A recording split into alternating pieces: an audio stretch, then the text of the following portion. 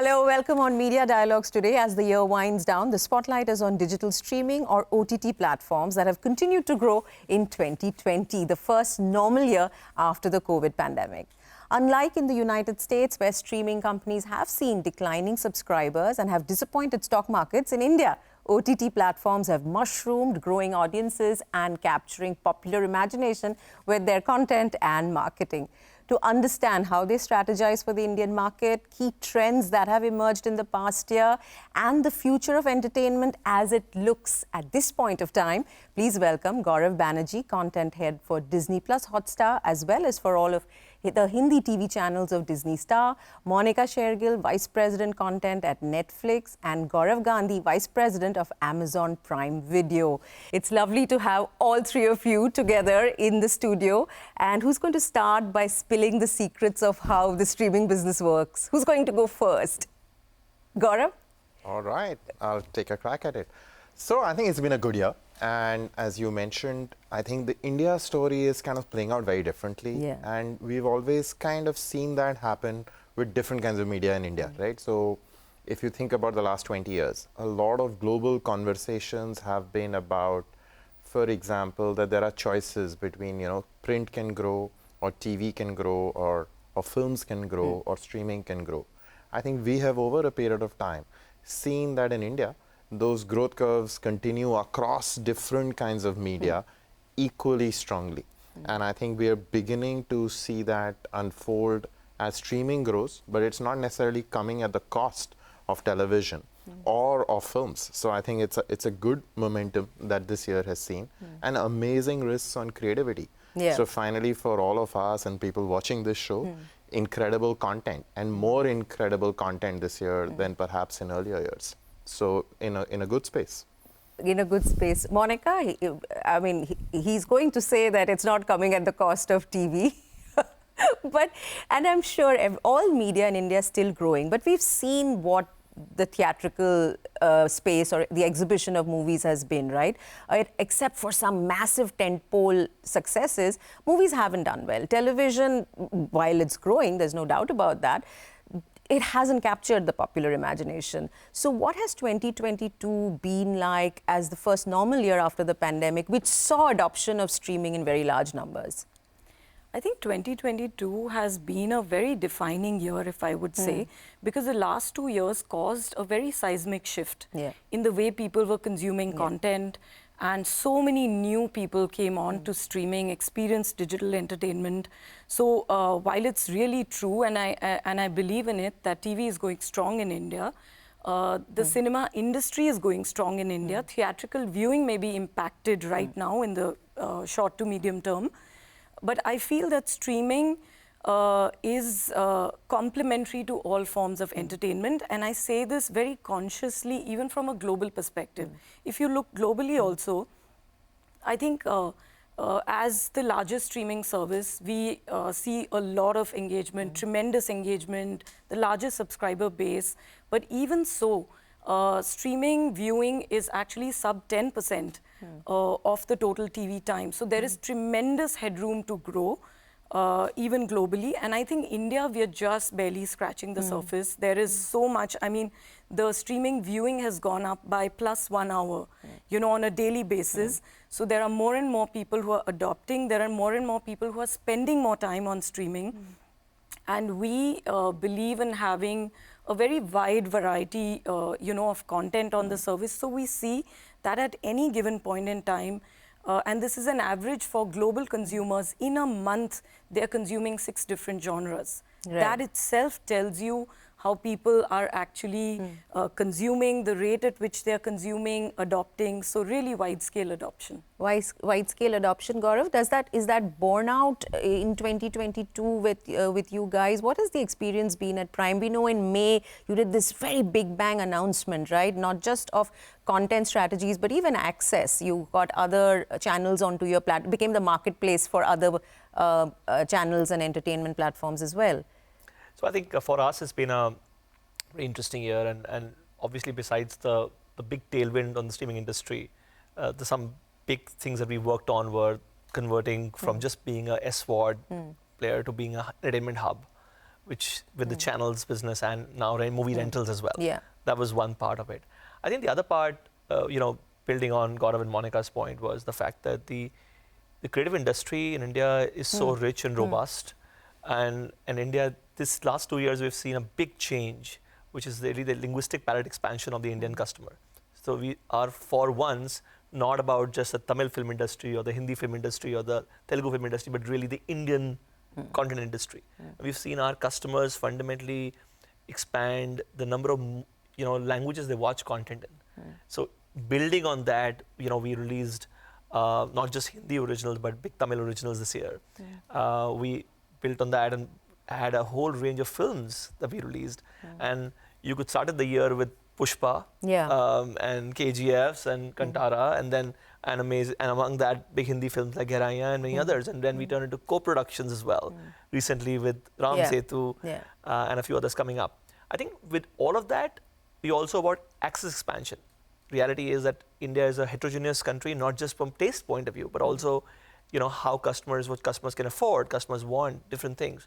So we like a mobile-only offering or Prime Video mobile edition. That was another way of doing it. When you look at data like Ormax has put out, saying that there was a 20% growth over 2021 this year, where the streaming audience was concerned, is that something that do you feel they've got this right? Or is that an underestimation? While we don't want to get to specific numbers right now, what we are seeing is that just the sheer impact of streaming services and the reach they're able to provide is so phenomenal now. I can give you an example from our end, that today we are seeing streaming of Prime Video across 99% of countries' zip codes, right?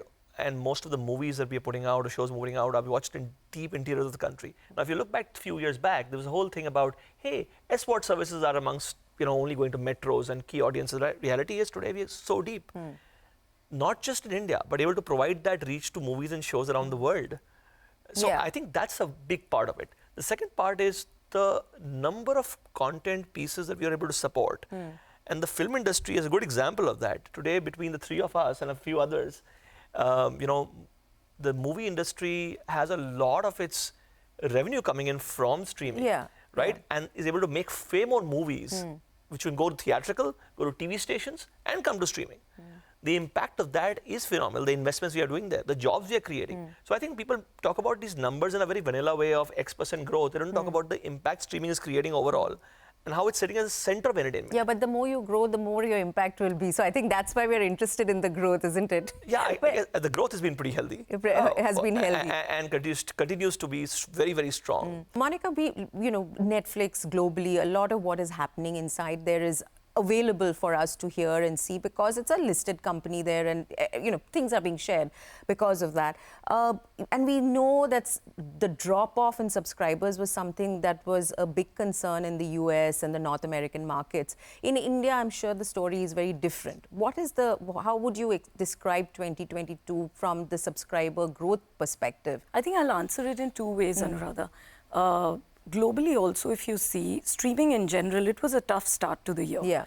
And led by Netflix, where, we had slowing, revenue growth and profitability. But I think how we are closing the year is actually a great testament to the strength and resilience of the streaming industry, the headroom to grow, the fact that this is the present and future of entertainment because it gives control and choice. Through the year, if you were to see, in the last 2 years, we pulled forward so many subscribers across the globe that it had to slow down. That is, the nature of every business, and streaming too would go through that. But what has happened through the year, quarter on quarter, is that we have delivered. In fact, this has been our biggest entertainment year globally and locally. Locally, if I would say, the kind of titles we've launched, like Darlings has been the biggest, global Indian original film. We've taken RRR to the world, 65 countries. It was trending. Gangubai in 49 countries. Monica, Oh My Darling has done so well. Khaki is really making waves. All our season 2s of Delhi Crime, Jamtara, all these shows. There have been so many titles locally that we have launched. We've launched 28 titles this year across formats. So it's all done well. And globally also, if I were to say, in 6 months, when we pivoted the ad tier, it just talks to what streaming is capable of doing and, you know, how you can really reach your audiences. We are all on a growth curve. And I say this for all of us, in India particularly, you know, the rate of growth, we are very far away from being a mature market. Of course, You know, so there is so much room to actually go, like Gaurav said, across the metros into tier 2 cities, tier 3 cities. And actually the adoption that is happening right now with the infra which is available, with the 5G rollout, it'll absolutely turn into, you know, a very different and a better scenario. Even now, you know, the fact that we provide, all of us as services, provide people the opportunity to really stream, you know, even with low data, all of that is really helping the adoption. Growing the market. In growing the market. And this growth that you saw in 2020 and 2021, you see borne out and continue on that upward curve in 2022? Oh, yes, absolutely. And even across APAC, I would say that India is one of the fastest growing markets. Growing for Netflix. Gaurav, what were the highlights for you guys at Disney Plus Hotstar? So several highlights, but let me talk about 3, right? I think first, we saw our franchises become bigger. So whether it is things that we have created out of India, like you mentioned, like Arya just before we started this interview. So we had the season 2 of Arya, season 2 of Special Ops, and Criminal Justice. And I think all those 3 shows really, you know, have amazing momentum, huge popularity, wonderful writing, incredible budgets. And I think people are beginning to get a taste for what quality storytelling is all about, thanks to not just the work that we're doing, but what's happening at Netflix and Amazon. And I think that's a momentum shift that's incredible. I think the second thing that we have seen is that there's a lot of amazing possibilities that come from being integrated with a television creating machine which puts out, you know, roughly 20,000 hours of fresh entertainment content every year. And I think we've used that to create a lot of initiatives which are for us Disney Plus Hotstar first, right? So, you know, we have this incredibly powerful show on TV called Anupama, which is watched by, wait for this, 200 million people in this country. And we created a prequel to that, which rests solely on Disney Plus Hotstar, right? Then we have the show in our regional languages, Big Boss, which is anchored in Tamil by Kamala Hassan and in Telugu by Nagarjuna and by Mohanlal in Malayalam. And we created a 24/7 feed, which was exclusively available to Disney Plus Hotstar users, right? So we have managed to do things that only we could do for having the #1 TV network and being able to power that with the biggest OTT in the country. And that's worked really well. And I think the third part for us is we are also the home for incredible Disney content like Marvel, right? And I think Marvel has incredible momentum in India. So whether it is a Doctor Strange or the new season of Loki, all of that created huge impact. So I think we're in a good space, led by creativity. Streaming introduced the concept of binging to us. But I now see weekly episodic drops that are happening. Now, what is happening here? Is it going to change? Is it going to be a little bit more like TV? And of course, we have live TV streaming via sports. So is streaming going to be is it going to become a little bit more like TV as we go along? That's my question, Monika. Across services, everyone's trying different models. But speaking for Netflix, I think what we have observed and what we really believe in, and we introduced the binge format, and we continue to believe that bingeable television is actually the way of the future. Yes, there are shows which we drop, what we call non-all at once, which come in weekly format. We have a lot of shows which come from television to us on our service. They come in a weekly format.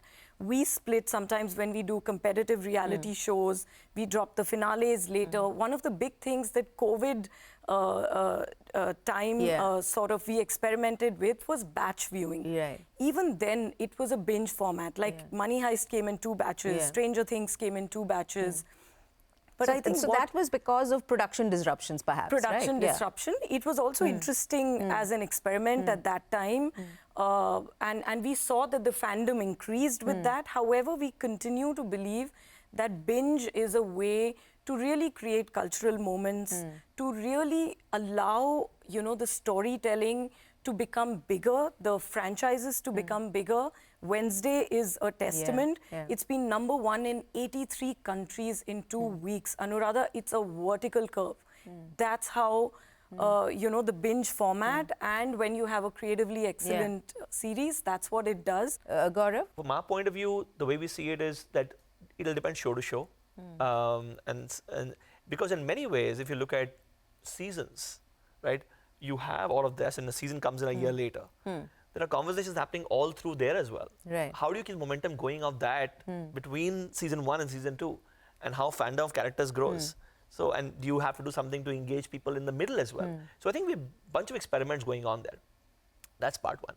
The second interesting thing which is happening, which I think is, and both of them talked about season 2s, is what we are seeing that, usually people see season 2s being a natural, fallout from who watched 1. But we are actually seeing people consuming the show even more, and more new customers joining in season 2 level and season 3 levels, who actually then go back and watch the previous seasons as well. So actually the overall consumption pie is growing, because we're still very early days of original content creation in India in this space, right? So we've had fantastic, season 2s and season 3s this year with Panchayat and FOMO Shots and Breathe and so on.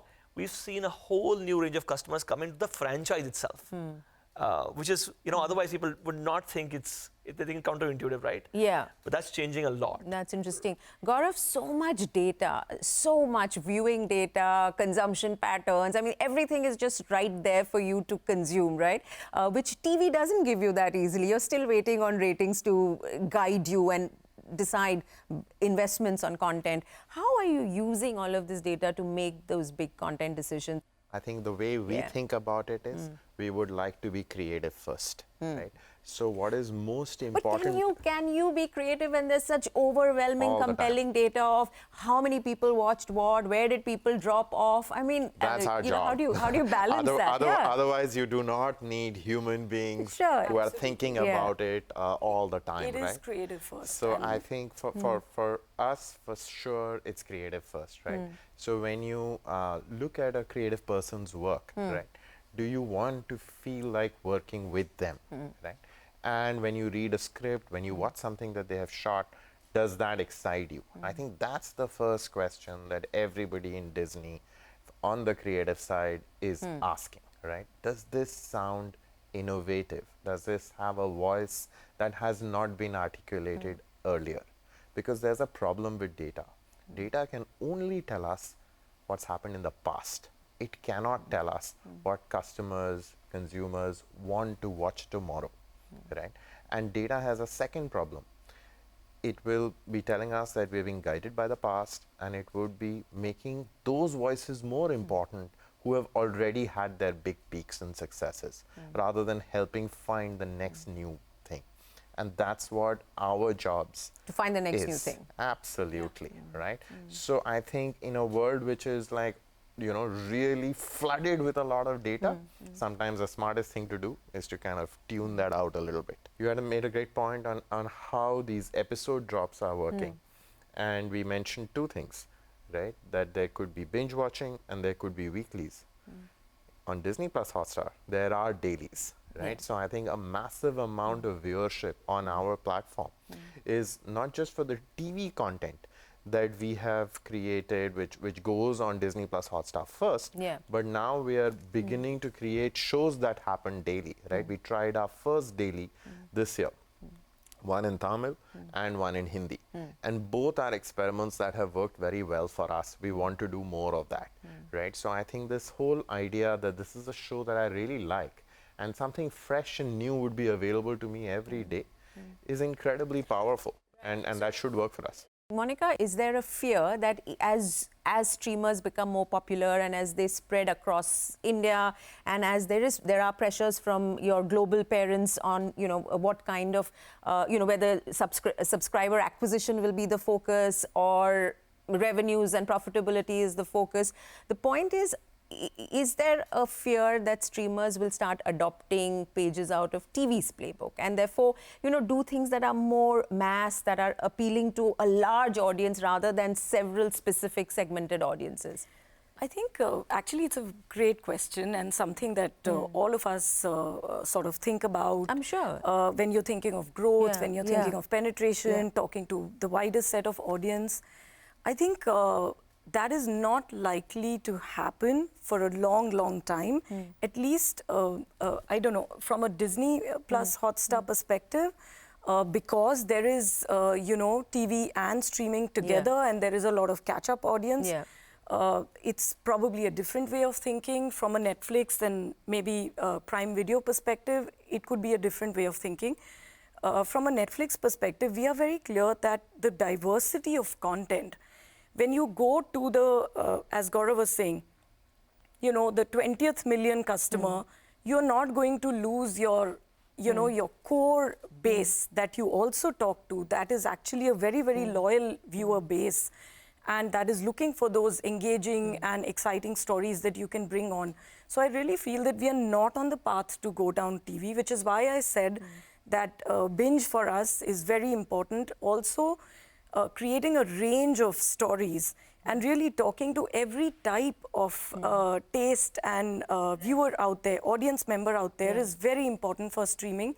It is, like he rightly said, a network and not a channel where you're programming one kind of content and it's only available to you sans choice.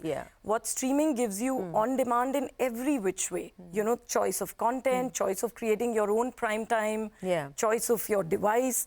I think that choice and control is only set to increase and not decrease. And so it will protect TV streaming from going down the route that TV has gone down in India, entertainment also channels. I'll tell you, people's tastes are changing every day. On our service itself, we see, besides English content, I mean, local content is very popular, and then English content, and then you have Korean and Spanish. People are watching anime, people are every single day experimenting with, when they hear of something, they want to watch whether the language is theirs or not. South content, the way it has started becoming pan-India.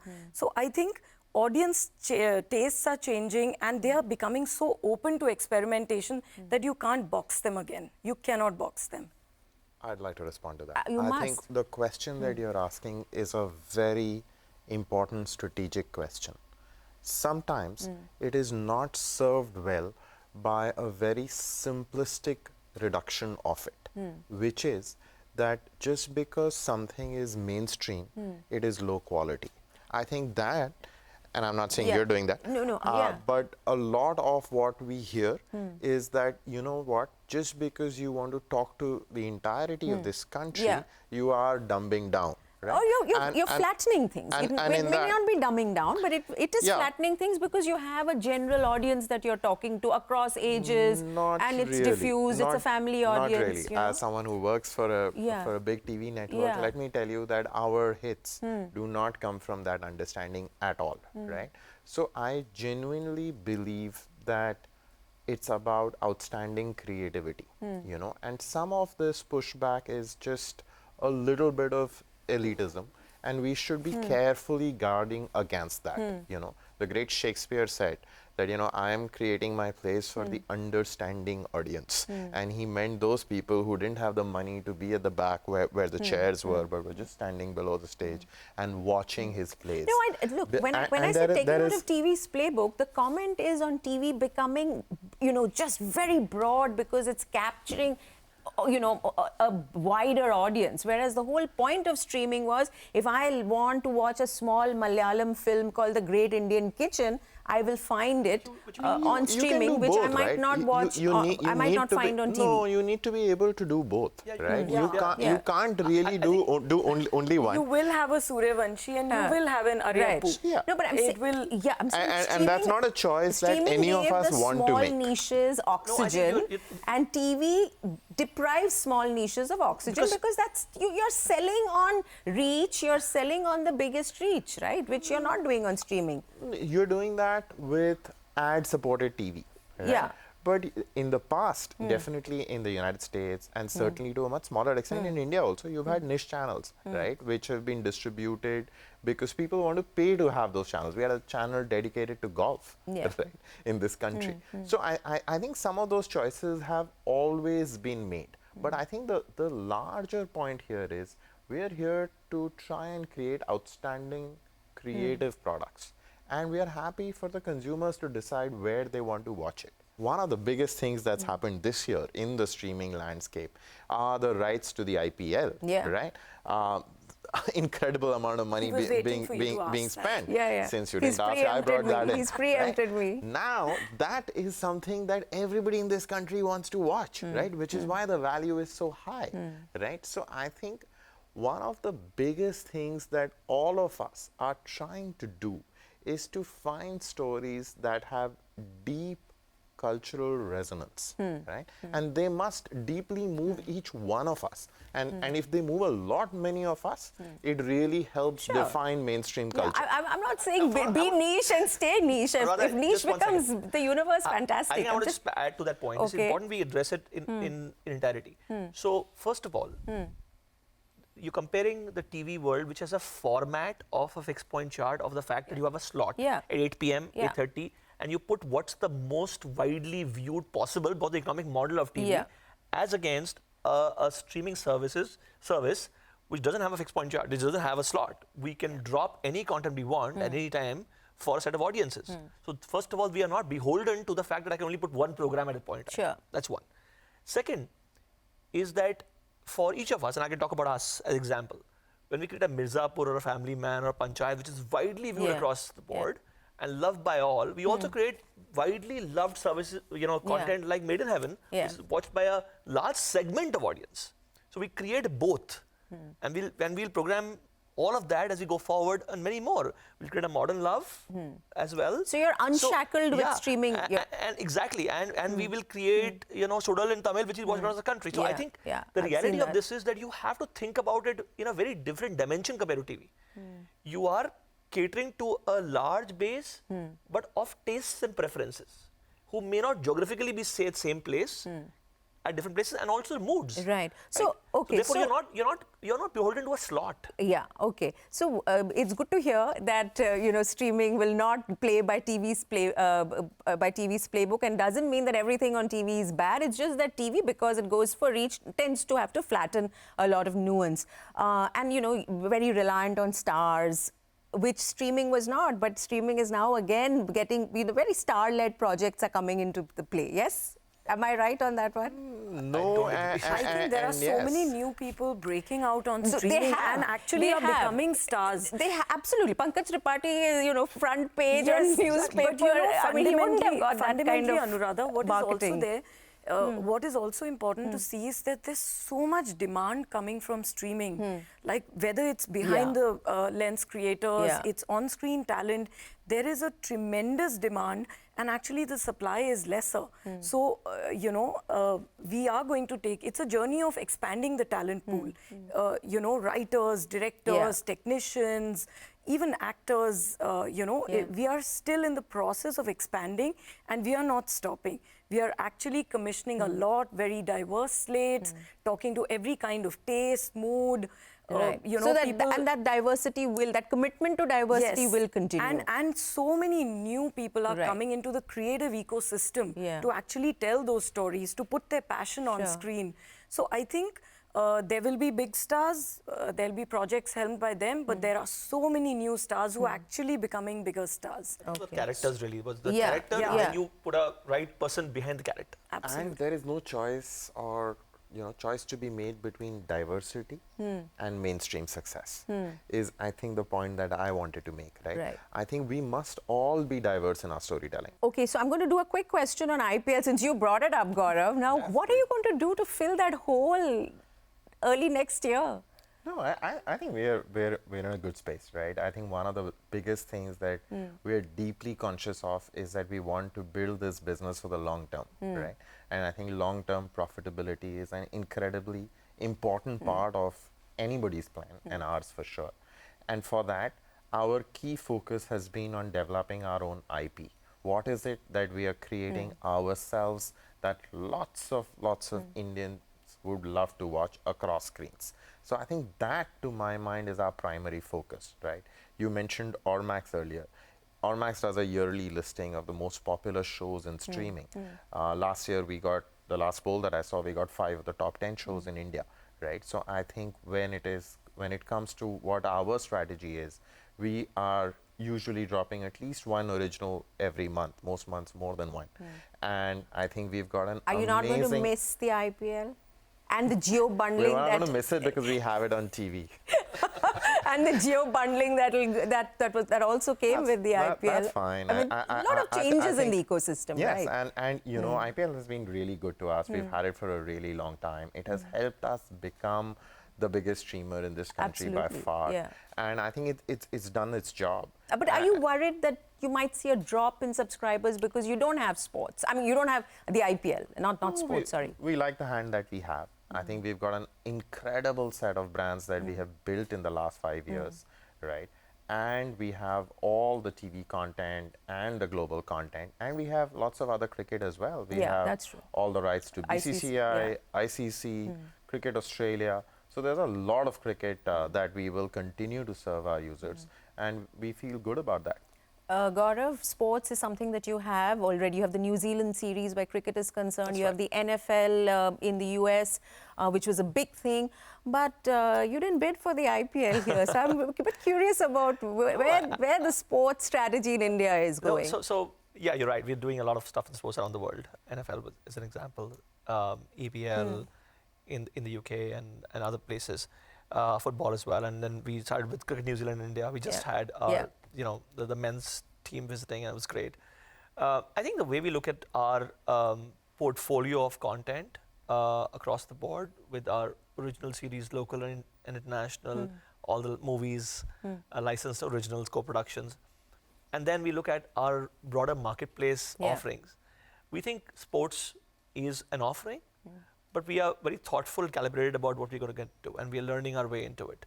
So absolutely, we will do more things in this space, but at this point we evaluate every single opportunity on its own merit and what makes sense for us to do. And we have our priorities set out, and we have So it didn't make sense at that price? I think the way we looked at, we evaluated everything, like I said.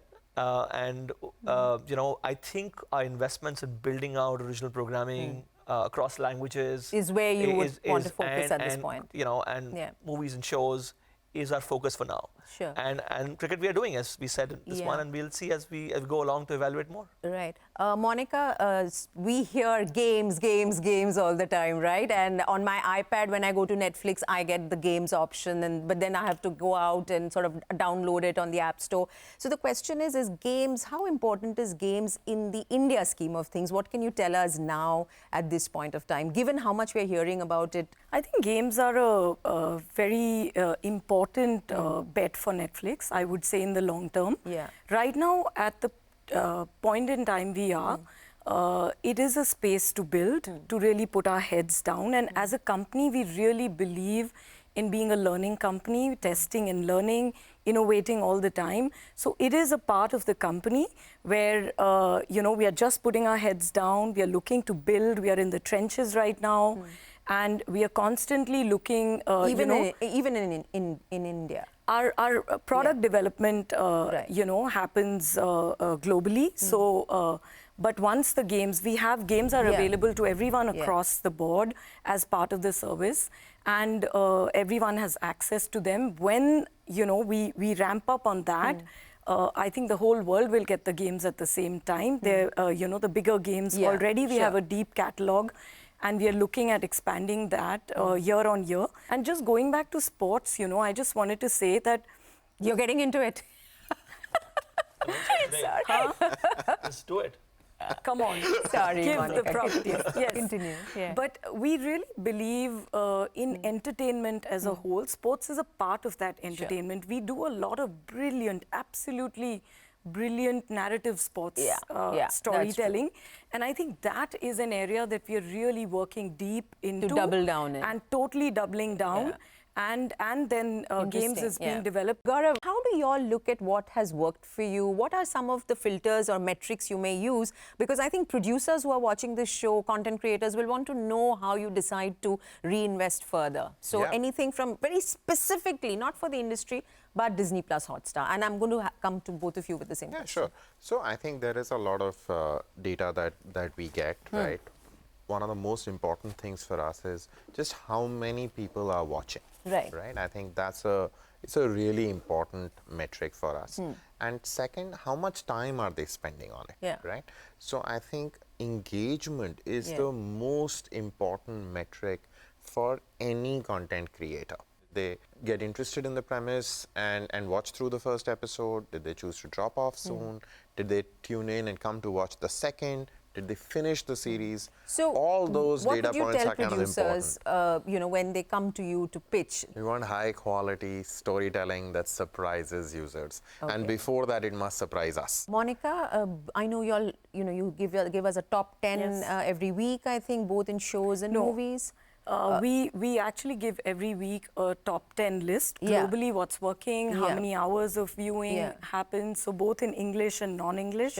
So that's a very important thing which is open to everyone to see what's trending, what's working, who's, you know, how are the audience members consuming those titles across the world. So in fact, incidentally, from India, we've had on our film list, out of all the number of weeks that we've had the top 10 lists, we've almost every week we've had, you know, on the top 10 lists our titles across series and films.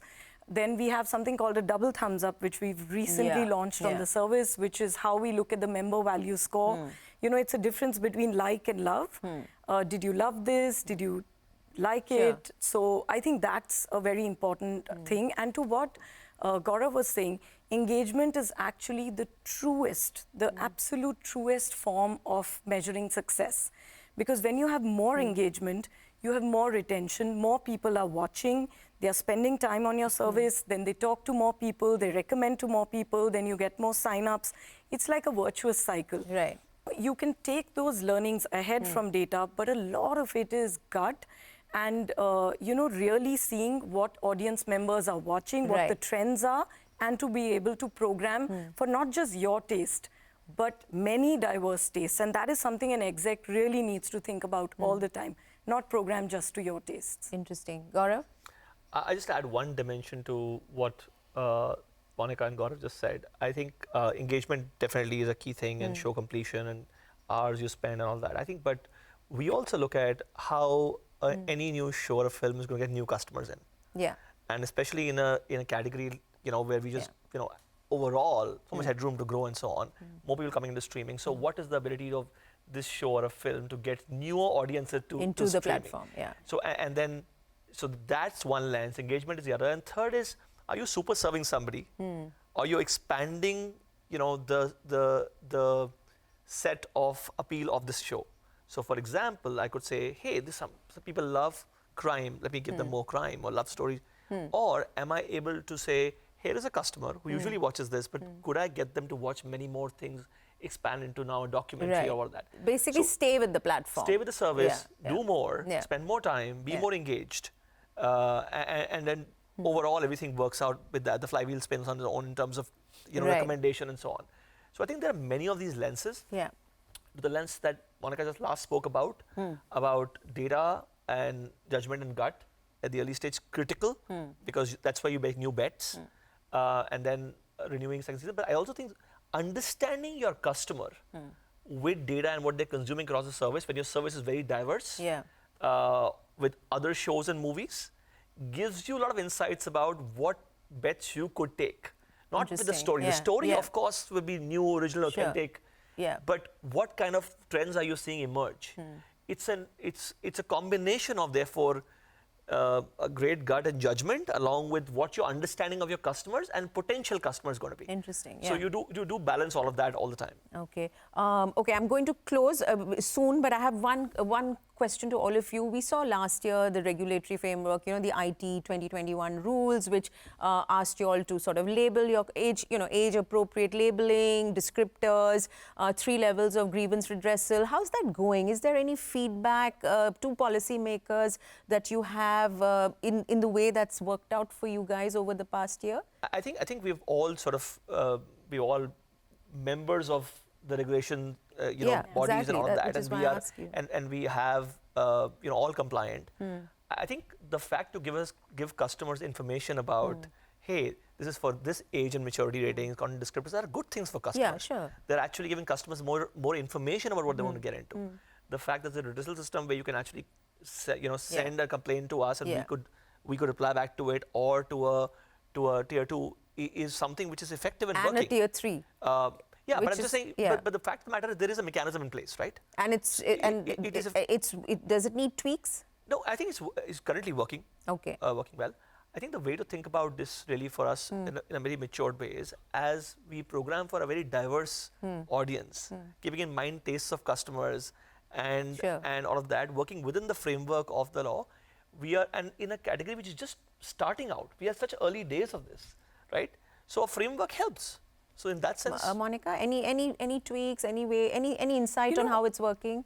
I think it's working well because it's cut out a lot of noise. There was so much noise which was actually holding us back more and was making people second guess everything. So having a formal mechanism and framework where you know that there are levels, you're able to channel people through those levels.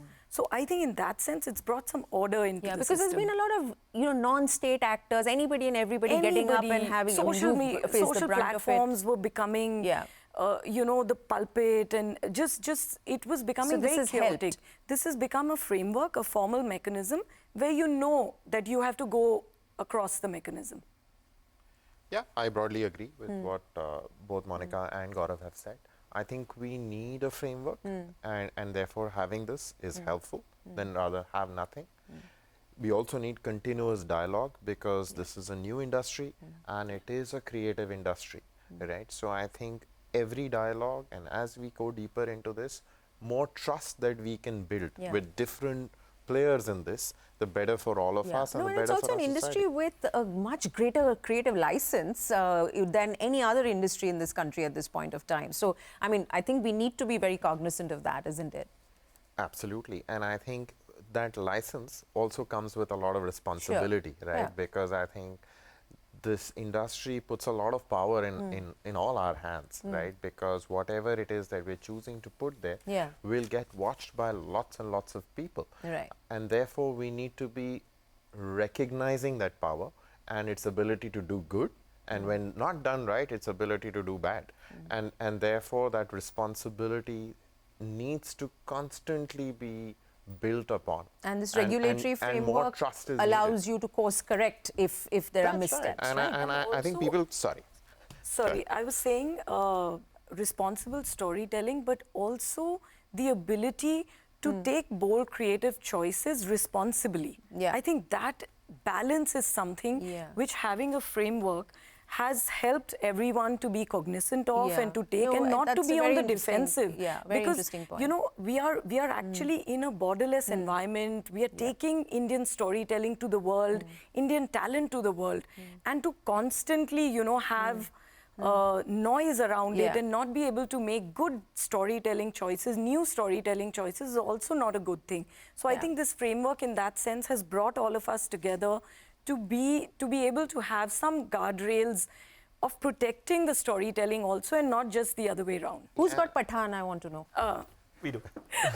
Okay, so I guess by the time it lands on the streamer, all the noise will have died down and gone, hopefully. But final question, Gaurav, is there anything on either of their platforms that you wish was on yours? And I'm going to ask all of you this question.